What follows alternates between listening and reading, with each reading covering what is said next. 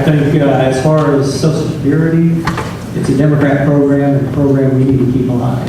It's something that the Democrats have stood for years and years. And it's a program, if they elected your congressman, I'll work hard to see that it remains solid.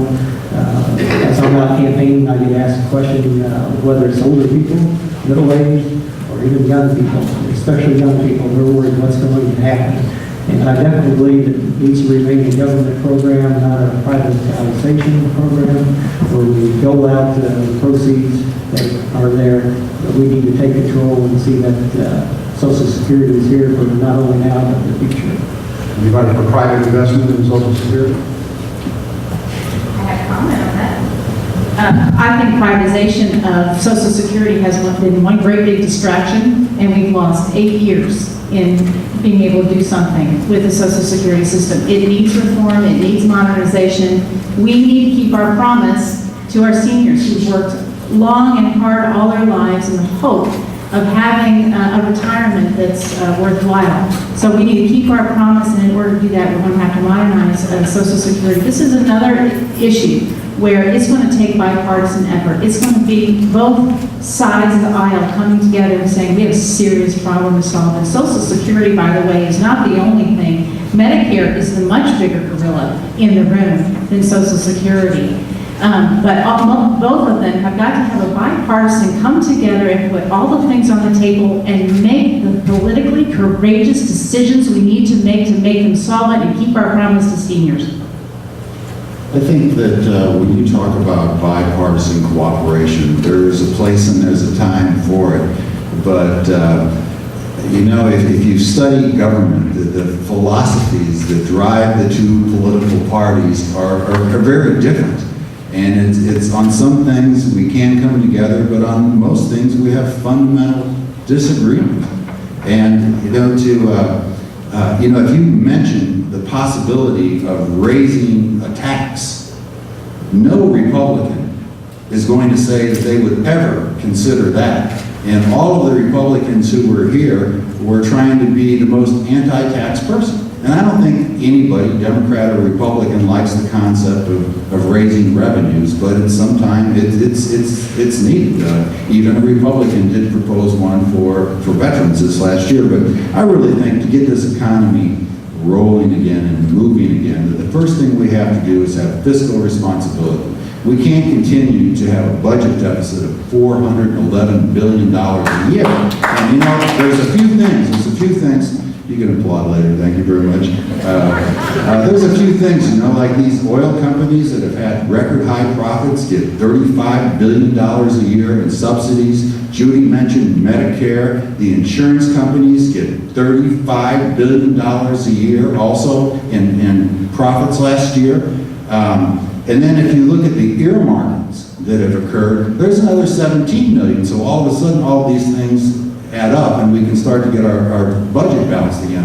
But once we start to make some very serious decisions, some very tough cuts within our budget, then I think there's more confidence in the dollar and this economy will start rolling again. Once America starts having a vision of where we're going in the future with energy, then I think this economy will be going again. And I know a lot of my friends here think that the free market will always solve every problem. Well, if that were the case, why are we here today? And at some point, government has to kind of direct the market because I don't always think we have a level playing field. And I think that's the case today. So you support bailouts and the kinds of things that are being talked about in the stock market? Well, you know, I don't support Bear Stearns being bailed out or any predatory lenders from being bailed out. But, you know, for some poor person making minimum wage who went out and tried to buy a house and was sold a bill of goods, I think that they are American citizens and we have to look out after their best interest. That's what government is all about, is government for the people. And we can't just allow these people to go live on the streets. I mean, we have to consider their family situation. So I think we need to help those people.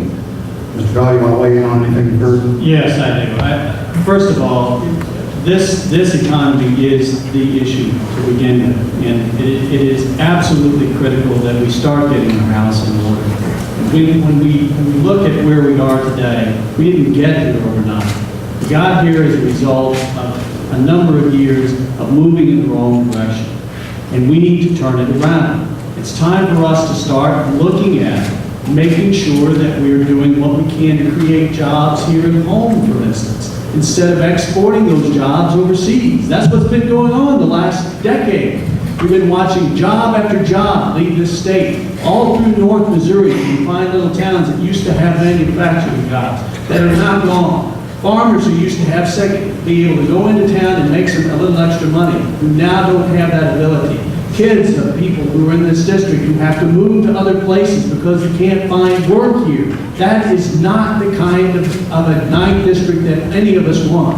We want a 9th district that flourishes, that comes back from some of these difficulties. And it's going to take a national effort to try to make that happen. We do have to get our fiscal budget in order, and we have to invest in jobs that are right here at home. We need to do something about bringing these gas prices down. And if that means looking at things that we have here at home that produce energy, then by golly, let's start doing it. I really think that today is one of the most critical times we've had in American history. Maybe it's not as obvious as World War II.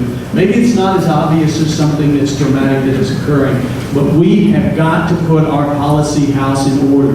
And it means investing in America first. It means putting this country back on the road where we are more independent, where we're not borrowing money from China and Saudi Arabia to get by, when we have jobs that are created because of American ingenuity and small businesses that have the ability to make it, where we have farmers and small businesses that can find affordable health insurance in this country.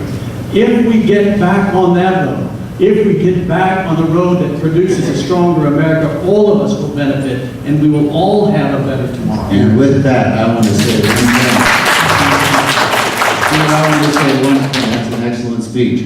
But don't you think that we will never be secure in this country until we have a national policy, a national understanding that we have to make our own products in this country.